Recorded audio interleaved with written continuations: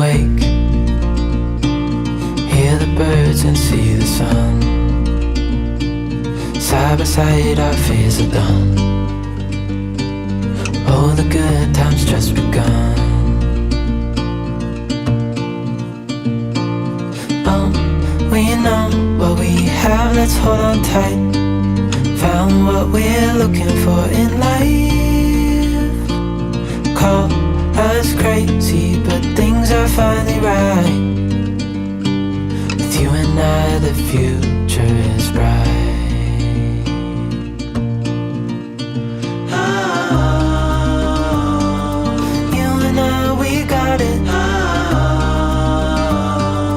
We don't need no more. Even in the hard times, you and I can weather any storm. Before I sleep, hear the crickets, see the moon. Side by side and through and through. No limit to what we can do. Oh, we know what we have, let's hold on tight. Found what we're looking for in life. Oh, Joel, my dear friend, happy bloody birthday.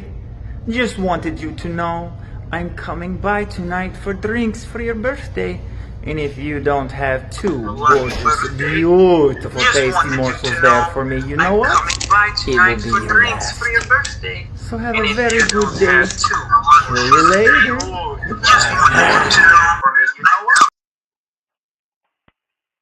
Hello, everyone. I am a beautiful hummingbird, and I just wanted to say hello to all the hummingbirds out there.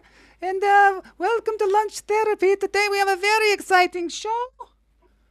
We have Helaine Witt on the show. We have a mermaid named Mellisandra. I'm glad to see you all here. Welcome to Lunch Therapy.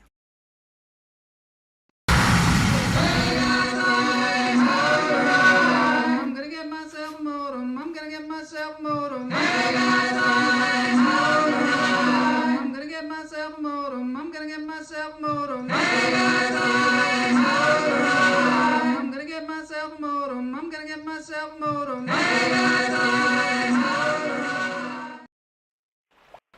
Hello and welcome to Lunch Therapy. Yeah, that's Scorpio Day here with the healing vibrations. For all you Scorpios out there, I am a Scorpio cusp, Scorpio Libra. We had a wonderful night the other night, trauma supper on my birthday. Did you see that hummingbird in the beginning? It was wonderful. Like flying around. I think he was trying to talk, but hummingbirds can't talk. It's Barefoot Tuesday. We've got a really super show today. Are you excited, Blas? Yes, I'm very excited. We just put up Toe Fungus Tuesday.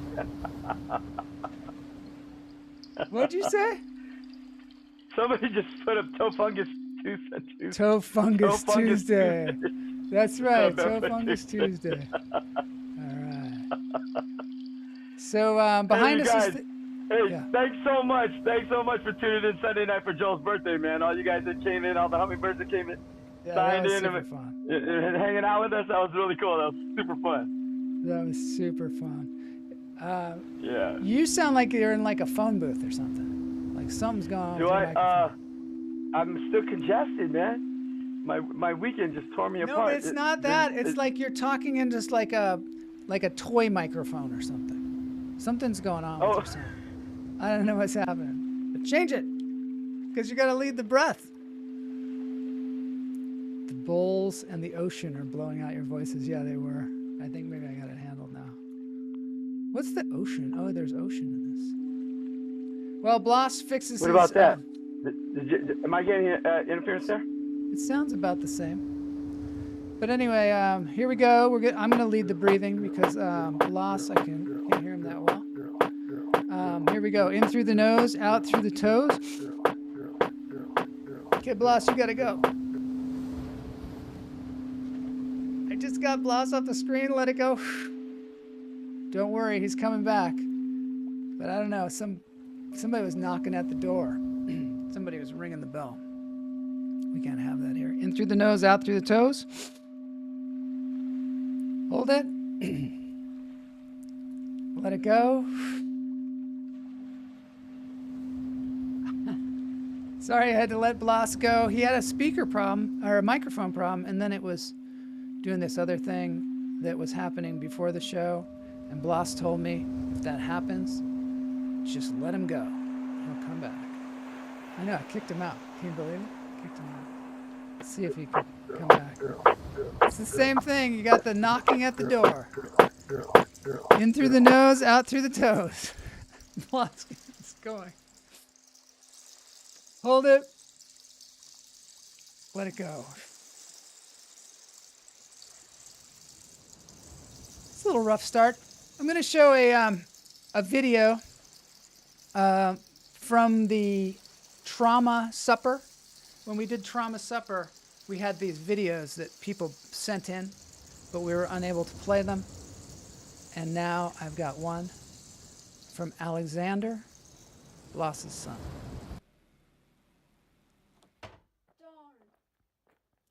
What am I gonna do? What am I gonna do?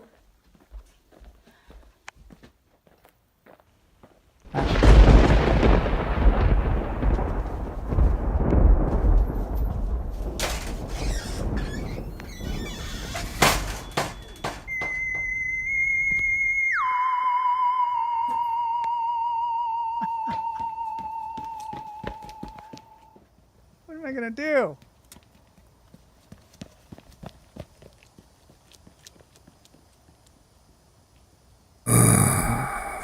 This might be too scary. Run. Oh my gosh. Run, little one. This is very scary. You can run, but I will find you. And I will find your family. Wow, this is And much more we- geared towards trauma supper. We will come for you. Terrifying. We'll come for you.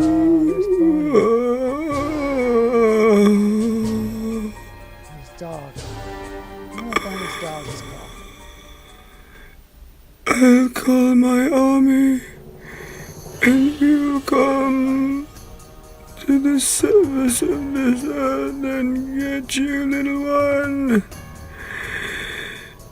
Burning cities, creatures of the night, of the past, Invisible Man. will come get you Have you heard of Cemetery Lane? No. as you sleep in the Is night. that Blas' front door? That's a good Pirates. question. Where's Blas in a movie? He's pitching his movie. Dead ones will come for you and your family. It's like a short film. This is great. Wow, that was terrifying. Glad we have this rainbow here. Okay, Blas is gonna try one more time here. Okay, it's not making that noise anymore. Can I hear you? No, can't. Okay, today's topics include Scorpio vibrations, which we already did. Microphone shenanigans, which should be on there. I think this is about Blas's holiday vibrations. And, okay, and then Helaine Witt is going to come on now. Thank God. Maybe she can... Wait, the Helaine Witt. Yes, the Helaine Witt. She's going to be here. I know, it's a little surprise. It's surprising, but she's in the green room. Fantastic. She's hanging out with Boney. She's for those of you that don't know, she's a hilarious comedian. She's seen in the documentary film Good Timing with Joe Firestone. Also, there's another documentary film about comedians called Still Standing, which won the Critics' Choice. Still standing? Yep. And so we're going to see Helaine next. And then we're going to move on to Mellisandra, who is a mermaid, who's going to tell us about stingrays. It's like a guest animal therapy. And then How are you able to get a hold of her? I mean, she's impossible to get a hold Elaine of. Witt, I know. Well, I was very, very lucky because I have a friend, which we will mention, who hooked me up with her. Yeah. And I don't mean hook up. What? I don't mean hook up like, you know, hook up. But Yeah, unknown user loves stingrays. I love it. All right, we're moving on. Here we go. See you later, Blas. We'll see you for later on. Stingrays. Ladies and gentlemen, Helaine Witt coming at you. See you later, Blas. We'll see you later on. Helaine Witt, coming at you. Helaine, yes. Hi. Hi. Helaine Witt. For some reason I can hear myself. And I think that might be like a headphone thing. But we are having audio problems today. Do you have headphones? Do you have them on? Okay, I'm not hearing myself now. We are having audio problems. Oh yeah, I'm hearing myself. You have headphones? Helaine, do you have my headphones go into my phone, not into my... Okay. Somewhere the show is probably playing. Because I can hear it. Somewhere the show. But it's okay. Anyway, it's great to have you on the show. Helaine, you are a comedian. And how long have you been doing comedy? Yes. Oh my gosh, it's delayed. How long have you been doing comedy? I started in the 80s and I came back in the 2000s. That's the easy way to tell you. Okay. All right. Well, this is In the 80s and I came back in the 2000s. Hold on a second here. Hold on a second. All right. Can you hear me now? Okay, good. Good. All right. So can you say that again? Because this is we're having real problems with the audio. I said I started in the 80s and I came back in the 2000s. Oh, you did? Okay, so you quit for a while and then you came back. Can you tell us, were you you were a writer also writing jokes for other comedians, is that right? I wrote a few jokes, about 10 of them for Joan Rivers. You were a writer also writing jokes for other comedians. Oh my goodness. Somebody has the show on. I think you have the show on. Is it possible it's like in another window or something? No? Because I keep hearing myself. Joel might, Danielle says Joel might kick her out. I'm not going to. Should I come back, leave and come back? You could do that, yeah. I don't know what will happen. All right, leave and come back. Okay, everybody. Things are going along very well. We're in 2 dimensions at once. I think it might be time to do some animal therapy and come back to this. Boney, yeah, we could blame it on Boney, but I don't think I'm going to. Let's see what happens when she comes back. Let's see what mayhem can occur. All right, so let's play a trailer from the movie that Helaine is in. How about that? That should work, right? That should work. So this is pretty much like the comedy workshop we do on Zoom, but it's going to be in person, and we're going to do a show in 4 days. We must do our exercises. You're going to go through the curtain, and you're going to grab this microphone. I want to thank you all for coming to my bar mitzvah. The man goes to the doctor, and the doctor says, you know, you have to stop masturbating. He goes, why? Because I'm trying to examine you. Hi. Thank you all for being here. Has anyone been to a 2 p.m. comedy show before? Oh my God. My wife left me recently. He's so naughty. Life is a performance. Then there was my head surgery. My boss ever sees this, I'm dead. Laughter is like food you put in your body. I would like to be funny, but not in an artificial way, you know, genuinely funny. I think that you are genuinely funny. You do? Yeah. Really? Yes. You're the first person who's ever told me that.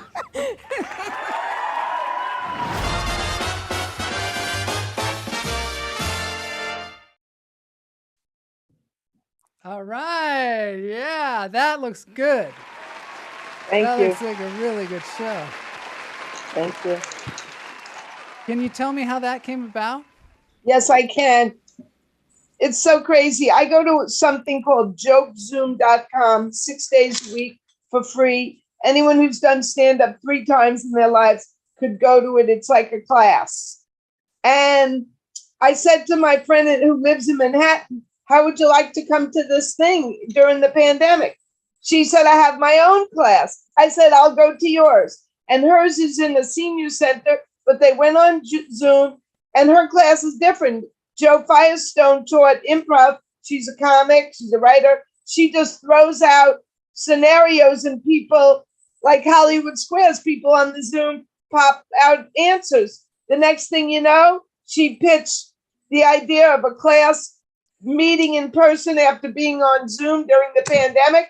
And it's like 80 and 90-year-olds, but I joined it. And some of my friends in their 60s joined it. That's and awesome. That's how it happened. Oh my God. It ended up being a big success. Do you know Jay Patterson? She was apparently involved in that as well. She's in jokezoom.com with me, yes. Oh, that's fantastic. And we met through Linda Marcus Smith. Yes. She comes to JokeZoom, and she comes to the class with Joe. This is great. So there's like a whole network that we didn't even know about. Yeah, an underground, right? Right, Joe? Underground network. That's the way we are. Underground. That's the way we do it around here. Oh, that's great. So were you a school teacher for most of your life? Yeah, for 20 years. And I moved to California, and I came back to teaching. So I only had to teach for 20 years. Yeah. I love that, but I love this. And what grades did you teach? I taught 2nd grade in a very tough school. Like, it doesn't sound like a 7-year-old could be tough or an 8-year-old, but some of them like skits out, and you have no control, and you have 30 other kids to deal with, but it only takes one. You know what Bellevue is? It's the hospital. Well, some of them go to the hospital, and you have to teach the other 30 or survive. Yeah, it only takes one to disrupt the class and make it impossible, right? So my comedy is about how tough are they. That's what I started my comedy, and I put it in still. That's great. So you gave me this letter from, this is Joan Rivers. This is an invoice, right? Yeah, it shows that she bought a joke for $10. She bought a joke. And how did that happen that Joan Rivers bought your joke? And when was this? Okay, I'll tell you. You know the other picture I gave you of Robin Williams with Jose Simone and John Cantu? Of course, you don't know their names. The only person you recognize in the picture is the guy from Saturday Night Live. What's his name? Oh, now I'm forgetting his name. Well, you might know Bobby Slayton. Is this and the the picture? other comic, Denny Johnston. And anyway, yeah, I walked down the street when I lived in San Francisco, and this guy on the left said, he was barking, and he went, comedy, comedy, comedy, come in the comedy club. And he told me to come in. It was the farthest thing from my mind. I was walking down the street after work. And he said, how would you like to take an improv class? How would you like to take a stand-up class? And I'll show you how to send jokes to your favorite comics, because he did that. And that's how it started. So did you send a joke to Joan Rivers then? Yes. Yep. You just send them to their manager, and you send a query letter. It doesn't mean what it means today. Query letter means, what are you interested in? And at the time, she was hosting the Tonight Show, so she needed current event jokes. So they told me a list of subjects, and I sat on my lunch hour with an electric typewriter, and I just wrote jokes out of my head. And I studied a book, which I also sent you a picture of. Yeah. On the back of the book, there's a quote that I sold some jokes to a famous person. No, not that. It's the back of a book. Okay. I hope you got it. Anyway, it's Jean Perret's book. I don't want to give away that one. I don't want to give away that one. Jean Perret's book. Yeah. It's how to write and sell your sense of humor. And he gives you just how-tos. You know, put idioms about dogs on the left, and then take idioms about dogs, like dogs are a man's best friend. and then you put thoughts about dogs on the right and you match them together. So I took his advice and I thought of some things off my top of my head, and Joan Rivers liked 10 of them, 2 of which at least she told on the Tonight Show with Johnny Carson. Really? And I love that. I love that you just you just told us about a book where there's a technique where you have 2 columns, right? Can you explain that one more time? Okay, so Gene Perret's book, Gene Perret's book has a different title now, but he has a lot of books about how to. So does Judy Carter. I have to plug Judy Carter. Judy Carter's great, yeah. Yeah, I love her. And they give you like formulas for a joke, but you have to be funny and know it's funny. But I just thought of some jokes. One of the subjects that Joan Rivers needed jokes for was Liz Taylor, to write jokes about Liz Taylor. And you know, she insulted her terribly. And I would think of a joke like, how fat is she or something. I don't think it's nice, but that's what she wanted jokes about. So, you know, I just thought of some jokes, and she bought 10 of them. And Joel, the thing that I don't like is when people say, how much did she pay? First of all, every day, Colbert needs a brand new set of jokes. So does Jimmy Fallon for 10 minutes, 5 minutes. Do you expect to get a lot of money if they were to buy your jokes when they use them once? Rodney Dangerfield could buy your joke and go around the country with your joke. He could pay $50. This is back then. I don't care what she paid. When I got that envelope, it was pink. It was just the most exciting thing I could ever dream of. When you sell a joke, you can't sell it again, right? That wouldn't be right. Oh my goodness. I have a 6-page contract that says I can't even say it ever again. The only reason I tell those 2 jokes is because I saw them on TV.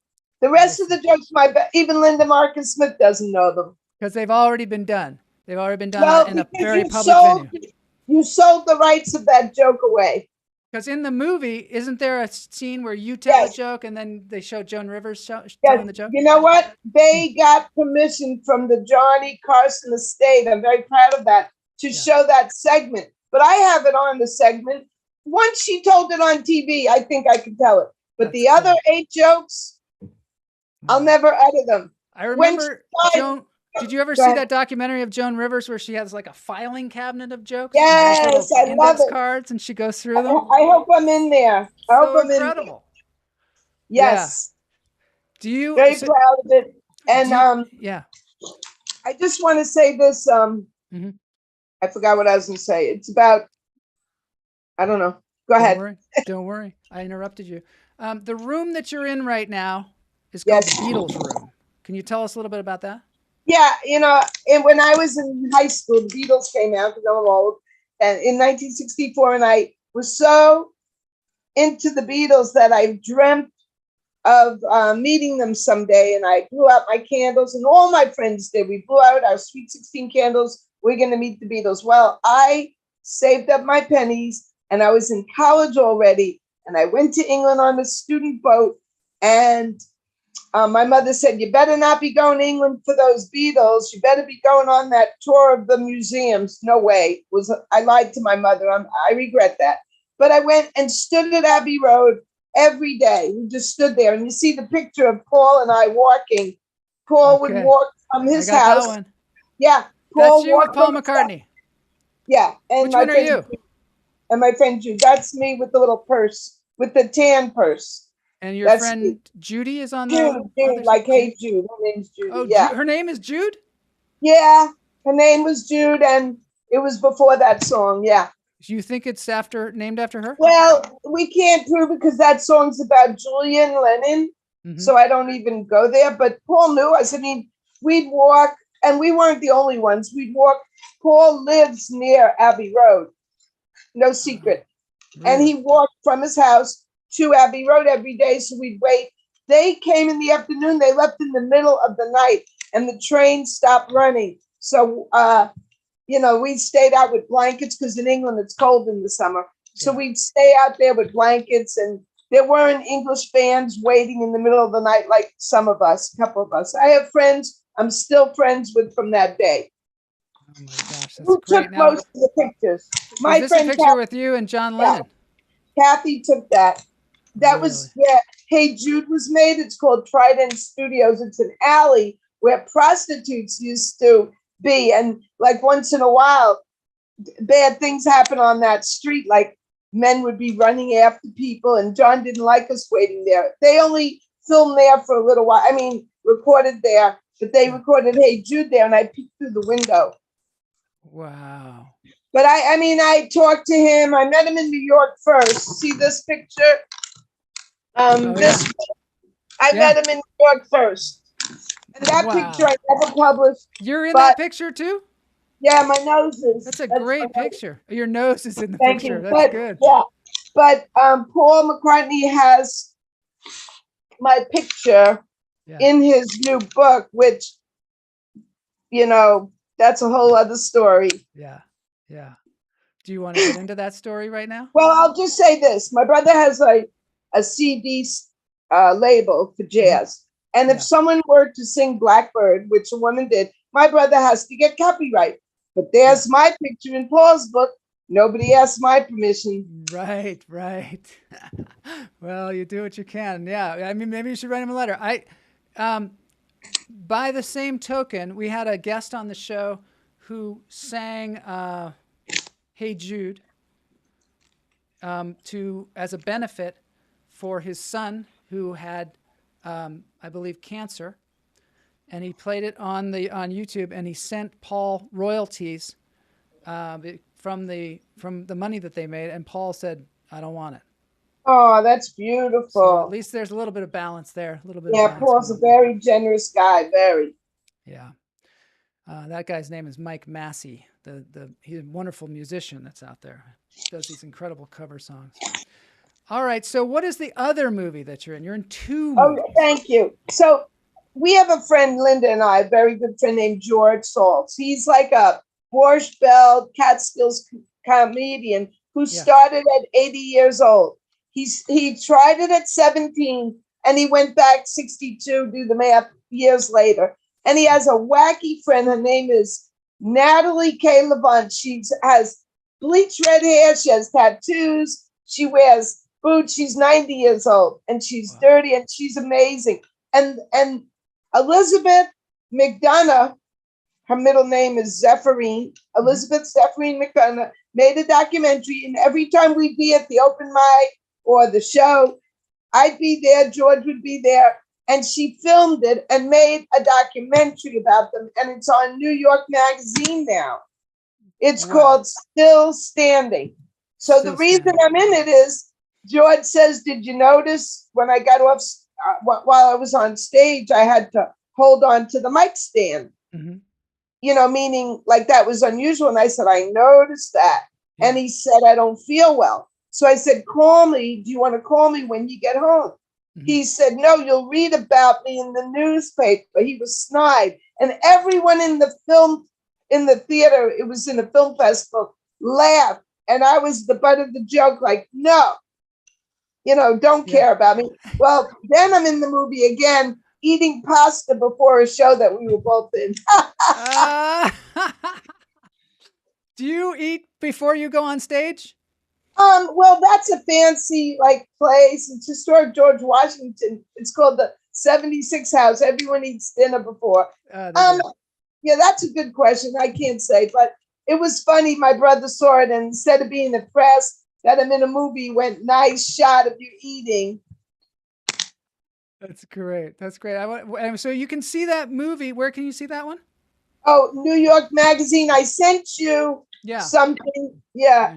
I sent poor Joel. I sent him so many things. It shows New York Magazine featuring the movie. Oh, this is the other thing you were talking about. This is the book you were talking about. Yeah, Jean Perrette wrote for Carol Burnett, and he's wonderful. I think that's super interesting. Look, there's even a quote from you. That's why I sent you that. Ah, that's great. Okay, so now I think I have that picture, and that's Beatle. Those are Beatle articles I was in the 70s. Like I was in a lot of articles. Wow. About meeting the Beatles. So you were like a known groupie, and they were pretty friendly to I don't call it a groupie. In fact, one of the articles is the difference between a groupie and I. Linda Eastman, Paul's former wife, rest in peace. She was a real groupie. I was a G-Wiz groupie. That's what they call it in the article. I was just like a little teeny bopper, you could call it. So now when you do comedy, you draw upon your teaching experience, but do you talk about the Beatles and do you talk about this stuff in your comedy? Thanks for asking. I have a bit about a doctor I go to for my bones, and he's an expert. He's the biggest, he's the biggest one in this field where I live. And then I'm wearing a Beatle t-shirt and he goes, I went to that concert last night. Ringo's 80. He's he said something like derogatory. So I said, you could be the expert on bones. You help me walk. But is it okay if someone else knows more about the Beatles? And he was very arrogant. So my coach helped me write this part of the joke that's like, I see all your awards and your diplomas, Dr. Wiener. She called him Dr. Wiener. But I don't see a gold record for Help or Hard Day's Night. Meaning, that's a funny ending because he's so arrogant that I said, Doctor, I don't brag. I don't walk up to people and say I knew the Beatles or I know the Beatles. But you're so arrogant to say the Ringo concert or the Paul should retire. Why does he have to work? You know how much money Dr. Wiener makes to say Paul shouldn't work? Paul loves to work. So anyway, I said, could anyone know more about the Beatles? And I have to show you my pictures of me and the Beatles because you're just so, he's just so arrogant. So I made that routine about him. That's the only Beatle routine I really have. Oh, that's good. I talk about getting older, Joel. I talk about these and these and these and this. You got to have a sense of humor as you get older because things can be so difficult and traumatic that you have to laugh about it, right? I know that's one of the things that Jay Patterson does. She really finds the funny in things that, we can't control. We can't control these things. We might as well laugh at them. Jay came to New York and we all had T-shirts with our own pictures on them. Oh, I remember that when she went to New York. That's great.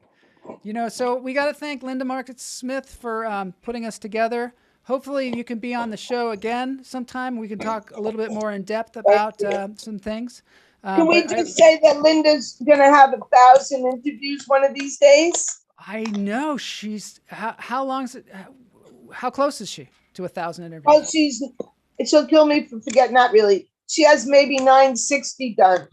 Wow. But she has some gigs out of town, like we were in Nashville. She's going to Sacramento, Utah. So when she gets back in the new year, she'll get up to 1,000. She has Sinbad. She has Joel, of course. She had Tommy Chung 3 times. She had Bobby Rydell, who passed away. Wow. I met her at Harvey's nightclub in Portland, Oregon. That was the first time I met her. And she was just such a friendly, outgoing person.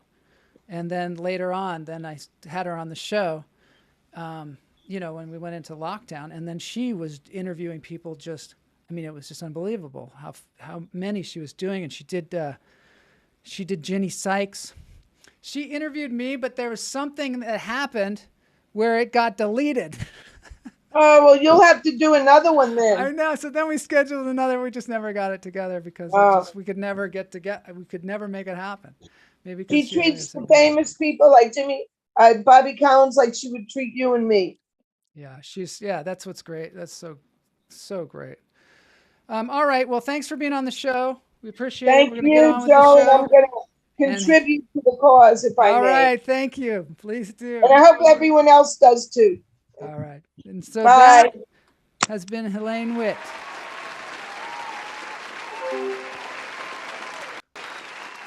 Very nice. Blas, isn't she something? Isn't she something? We had some a bumpy road getting there, but it was so great to see her, huh? Yeah. I mean, she's got a lot to talk about, bro. You know what I mean? She's got a lot to share. We're gonna have to have her back. We're gonna have definitely. To have her back. You know what I need right now after all of that microphone and feedback and all the things that were going on? I need a little therapy. I don't know about you. Oh man, it's Tuesday. Come on, bring it on. I got to get some animal therapy. I have a guest who is doing the animal therapy today. Very unique guest that I met in Cabo. She talks about it a little bit She's a mermaid. I know. You said that earlier. She is a mermaid. And I was curious. I was really curious how you were able to do that. I know. I mean, you know, I mentioned it that how difficult. Yeah. Yeah, it's rough. All right, let's get it going. Animal therapy.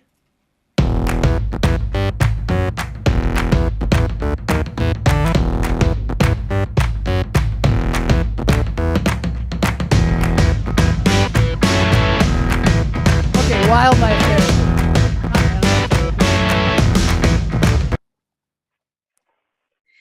Hey there, boys and girls, vertebrates, amphibians, and deep sea mollusks. I'm so psyched to be here today. My name is Mellisandra, and I met Joel in Cabo. He was out snorkeling, and I was like slumming near the beach. We had a great time, canoodling and cavorting. All right, that's enough about that. Anyway, he asked me to tell you a little about another interesting underwater creature, the stingray. Oh, stingrays. I love stingrays. So first of all, stingrays are carnivores. They're purely carnivorous. They prey on animals that live on or under the sand. They're scary. Feeding primarily on crustaceans, ray-finned fish, and worms. Worms? They eat at least 65 different types of prey, as many as 30 a day. They move by flapping their wings. Now, most species undulate their bodies to get from place to place, kind of like an underwater wave. But other species tend to flap their sides up and down like wings. In South Africa, they have clocked stingrays going about 0.83 miles an hour. And some of the species migrate as far as 528 miles. Wow. So stingrays are closely related to sharks. They may not have sharp teeth, but stingrays share several similarities with sharks. They are both part of the same group of cartilaginous fish. I love that. Cartilaginous fish? Like the mermaid. Well, it means their skeletons are supported by cartilage instead of bone. And they have similar skin as sharks. They also use the same special sensing organs that pick up on the electrical signals emitted by prey. Now, stingray babies are born fully developed. They're called pups, and they're able to swim and feed immediately after being born. And they require absolutely no parental care. Yeah, stingray babies. Anyway, the females are larger than the males, and they live an average of 15 to 22 years. That's how long the female stingrays live. The males only live 5 to 7 years. Anyway, they're venomous. Now, we all remember when beloved television personality and wildlife activist Steve Irwin was fatally pierced in the heart by a stingray. That was in 2006. Stingrays have a long, thin tail and between 1 and 3 venomous barbs attached. And the sting, it causes immense, intense pain. And there's a risk of infection at the wound site. There have been about 1,500 to 2,000 stingray injuries reported in the United States every single year. And most of them are on the legs or the feet. You know why? Stingrays sleep in the sand.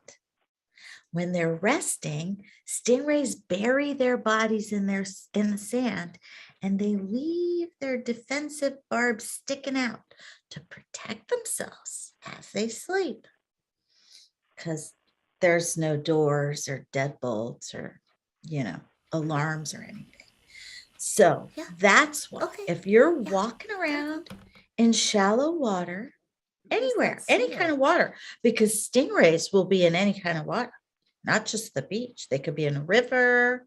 They could be in a lake. I think so. I've never been in a lake. Anyway, when you're in shallow water, you're supposed to do what's called the stingray shuffle.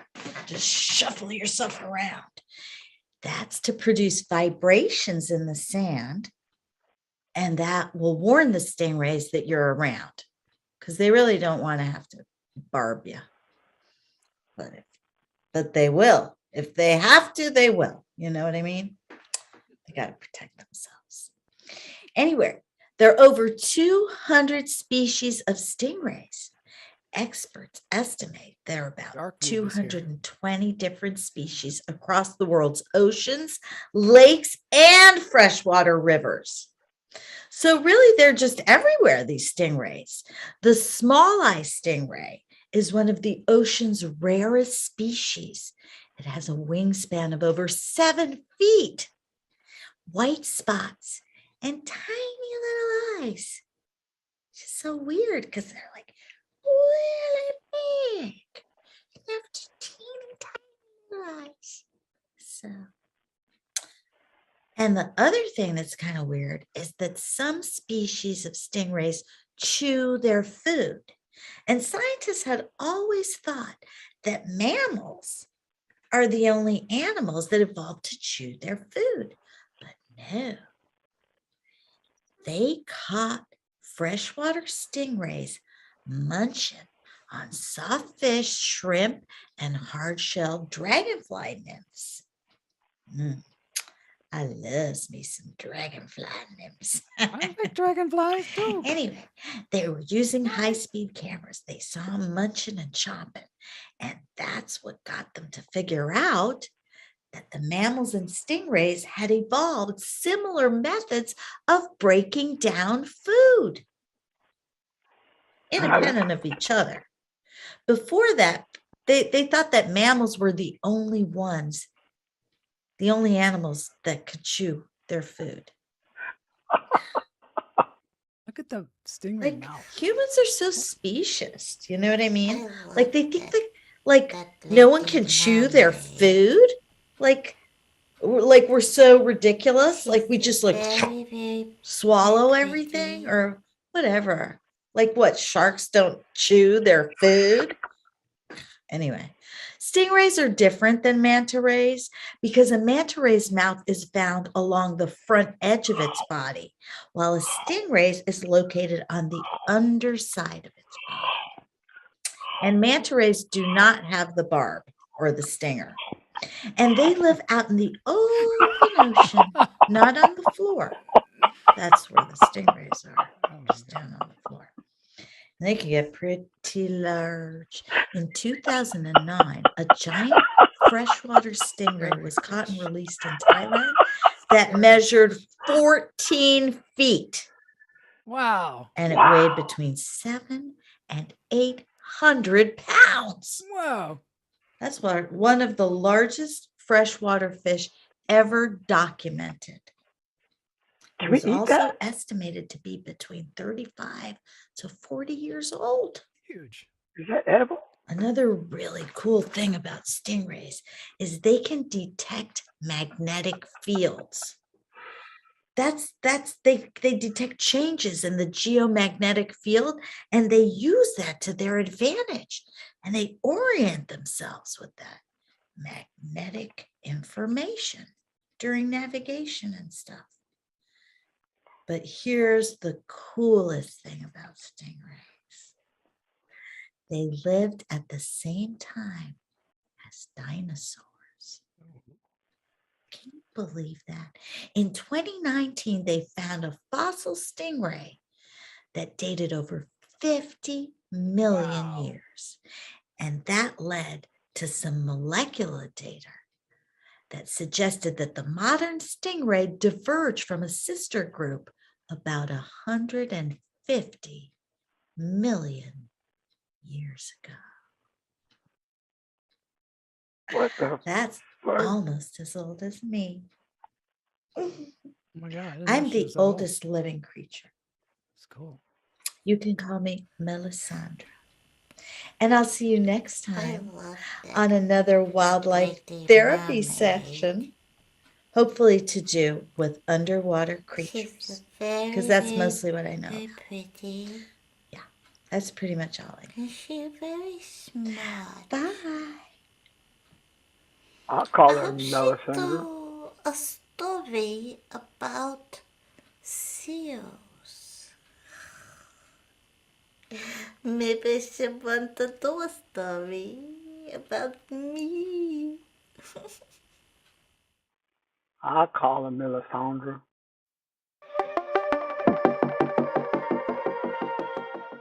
That was trippy. Oh no. That was some therapy. Very I good. feel good now. I feel so much better. Oh, that Mellisandra, she, now I know why she knew the things she knew. Because she's so old. She's ancient. Oh my, I almost got it from the whale shark. All right, we're moving on. I have another thing from Trauma Supper. Jason says you're going to break my brain. I know, it's intense. It's intense. I need to breathe. We need some breathing. Yeah, from Trauma Supper. I got something from Trauma Supper. Another thing. It's a little creepy. It's another kind of scary. This is kind of a scary episode with some scary Draculas. My head is very small. Your head is scary. There's some scary audio problems. Here we go. Let's see this one. I'm in an undisclosed location. I can't really talk. I can't. They'll hear me. But I had to say it. I had to get a message to Joel. But first I had to go through Blas. And then talk to someone about a chakra. But if they hear me, they'll come in. You don't understand. I haven't been alone. I've covered 1,000 miles in the last 4 days. It's been one unending college tour after another for my kids. College tour. And I have not had a moment. But I'm taking this moment to say one thing before I collapse. Happy birthday, Joel. Yes. Yes, finally. Somebody's saying happy birthday. That is nice. Yes, I think that was Roxanne Beckford. She was on the show 2 weeks ago, and she's on a college tour, and a lot of you know that can be Twins. Horrifying. She has twins. Horrifying. She has twins. Twins. Wow. Are they both And they want to see, they're both going to go to college, and they're both checking out the colleges. One has an idea of what college, the other, so she's driving all up and down the East Coast. Wow. For the last 5 days. And sitting in on No, it weird sounds little horrible. seminars. Sounds where they talk horrible. about- Yeah, sounds horrible. And all the money. All the money. Oh my God. Twins. My celebration continues. Yeah, so now we're going to end with the dance break, and the celebration continues. Mark Strignell, she has twins, yeah. She has, how many kids does she have? Like 5? She's got 4. 4? She's got 4. It's That's exhausting. Her son graduated from Gonzaga about 2 years ago, I think. Oh, And yes, in the great state of Washington. Yeah, right. And the twins are now shopping for college. I can't even imagine. Both my girls, they could go into the same college. Thank goodness. They're in California. They're only a couple hours away, and I still don't know. They can't. I don't know. Angelique, I told you the eldest had her birthday the 17th, and Angelique's birthday is coming up on the 29th. Cool. This Saturday, actually. And we still don't know what we're doing. Angelique, what are we doing? Are we cooking and eating at the house, or are we going to Neil Irvine? says Or it's pronounced Gonzaga. I don't know what he means. I don't know how you could say that in a text. Just to be clear. Yeah, okay. All right. He corrected my pronunciation? Yeah, It's but not I mean, how do you Gonzaga? correct pronunciation through text? All right, we're moving on to the dance break. We've got Mark Strignell. That might be the best joke today. Mark Strignell, who's a longtime viewer of the show, somebody that was here really early on. We played his music on the show. He hasn't dropped a song for a long time. Wait, Kamala says she thinks she has 2 sets of twins. No, that's impossible. No, 1 set of twins. Good Lord, don't put that on her. She's not going to appreciate that. All right, it's time for the dance break with Mark Strignell. It's another sea theme because the video that he has online, it's just a bunch of static. He didn't make a video, so I made one for him. Here we go, dance break time. Oh, nice. You made a video for him. That's awesome.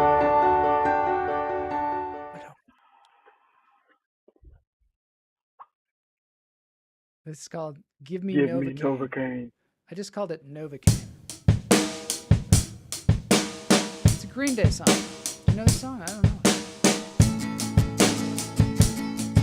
I love Mark Strignell. So I put llamas, and I put some fish. Take away the sensations inside. Bittersweet migraine in my head. It's like a throbbing toothache of the mind. I can't take this feeling anymore. He's singing to himself. Drain the pressure from the swelling. The sensation's overwhelming. Give me a long kiss goodnight and everything'll be alright. Tell me that I won't feel a thing. So give me Novocaine.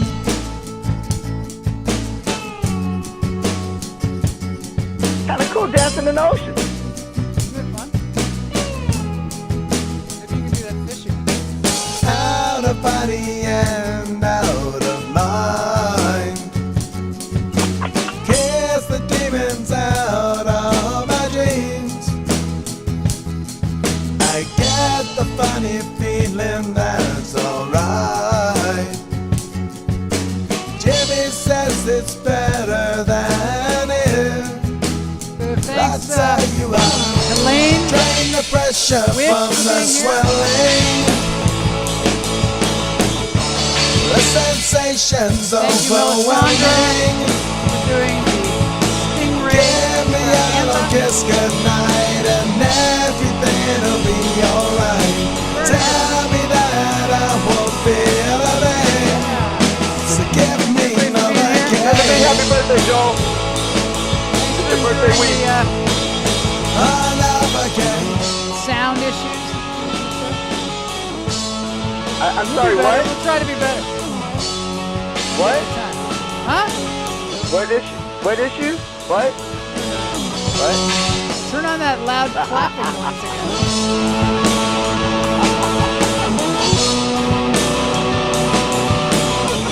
Novocaine! Give me some Novocaine! Drain the pressure from the swelling. I'm going to be at the Comedy Store this Friday, 7 p.m. Tickets at joelmarshall.com. Give me a long kiss goodnight. Say everything'll be alright. Tell me, Jimmy, I won't feel a thing. So give me Novocaine. Mark Strignell, all the way from jolly old England. Jolly old England. Cheerio. Cheerio. Tina. Always good to see Tina. Back on the comedy scene. Yeah, I'm back on the comedy scene. See y'all Friday night. on Tuesday. Or no, see y'all on Friday. No. Friday we'll